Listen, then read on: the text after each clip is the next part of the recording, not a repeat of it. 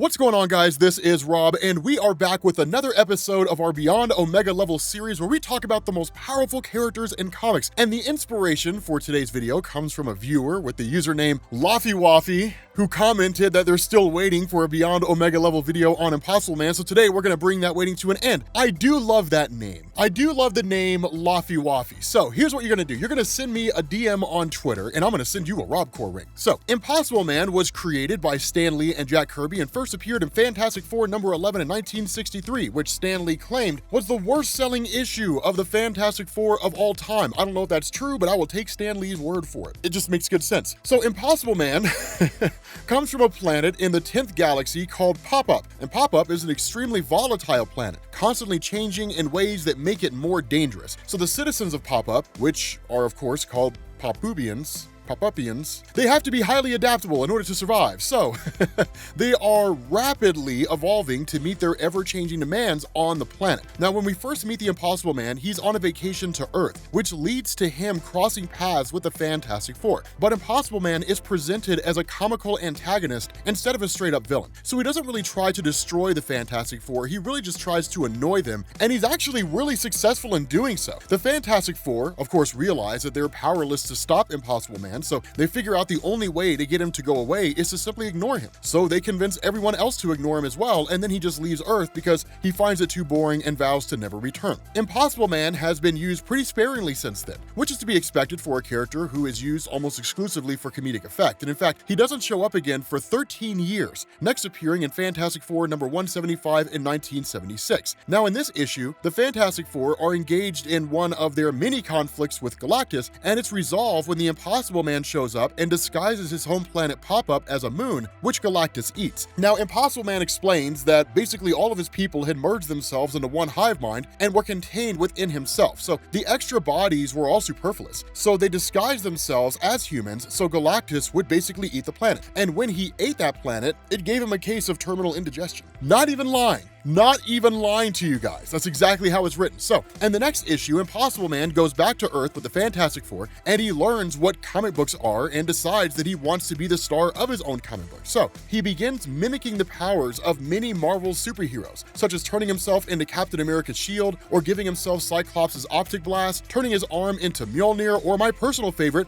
giving himself the little wings on Namor's feet that allow him to fly. I love those little wings. They're adorable. He goes to the Marvel's offices and starts demanding that they make a comic book out of him. And when they refuse, he starts destroying stuff. Now, eventually, the Fantastic Four show up and try to convince Stan Lee to make an issue about the Impossible Man. And he initially refuses until the Thing literally threatens to punch Stan Lee. Now, once they leave, we see Roy Thomas and George Perez, who are the writer and artist of this issue, ask if they should get started on that issue. But Stan Lee simply tells them that Marvel doesn't have time to make comics about such a ridiculous character. And as he says this, he's standing in front of a poster of Howard the Duck. So this is all kinds of meta commentary of Marvel breaking the fourth wall and just poking a bit of fun at themselves. But after this, the Impossible Man actually stays around for quite a few issues and helps out the team while Reed and Ben are trapped in the negative zone. Now, as for his powers, his primary ability is that he can rearrange the molecules that basically make up his anatomy to take on any form he chooses. Not only can he copy the shape of anything or anyone, but like I said earlier, he can also mimic the abilities of superpowered individuals,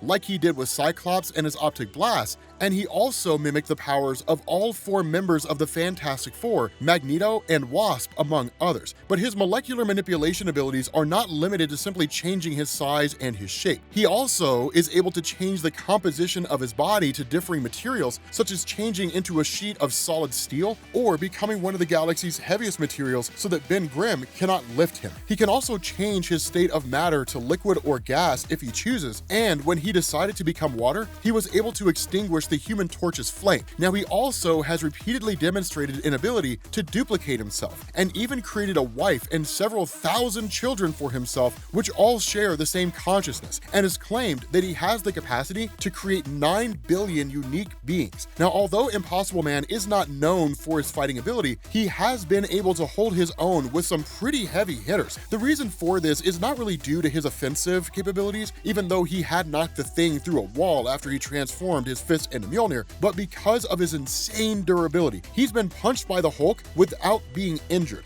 and even recovered from an attack from the Molecule Man, who's one of the most powerful characters in the Marvel Universe. And after he recovers, he develops an immunity to the Molecule Man's molecular manipulation abilities. And in arguably his most impressive feat, he was able to resist the reality warping powers of Amatsu Mikabashi, the Chaos King. And if you're not familiar with who that guy is, he's one of the biggest threats that the Marvel Universe has ever seen, and actually threatened the existence of the Marvel multiverse. And even though Impossible Man was eventually overpowered by the Chaos King, the fact that he was able to mount any resistance at all when some of the most powerful heroes were completely unable to do so is a testament to just how powerful the Impossible Man is, and also suggests that he himself possesses reality warping abilities in addition to matter manipulation. Now, this is further supported by the fact that he's been able to control time and create powers which Beasts of the X-Men described as reality bending technology. On another occasion, Impossible Man was able to combine the Hulk and Red Hulk into a singular entity called the Compound Hulk that was literally half red and half green, and ridiculous looking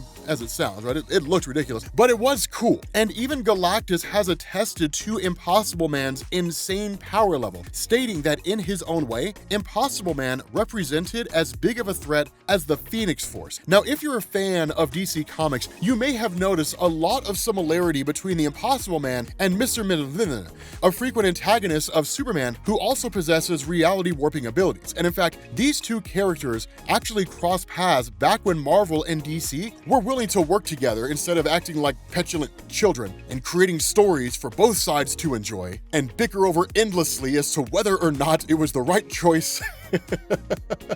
But regardless, these two actually battle pretty evenly for most of the issue. And although we don't see who wins, the fact that Impossible Man could seemingly stalemate Mr. Mjolnir is yet another testament to his power level. In fact, it's even been heavily implied in one issue of Superman that Impossible Man is simply the form that takes when he visits the Marvel Universe, although the fact that they later fought suggests that must not be the case. So, at any rate, that's the Impossible Man, a really powerful character used in the most ridiculous manner possible every time we see him. So let me know in the comments if you guys think that Marvel should use the Impossible Man more, or if you think he might show up in the MCU and the Fantastic Four are introduced. I doubt that happens, but it'd be cool if it did, right? It'd be an impossible feat for an impossible man.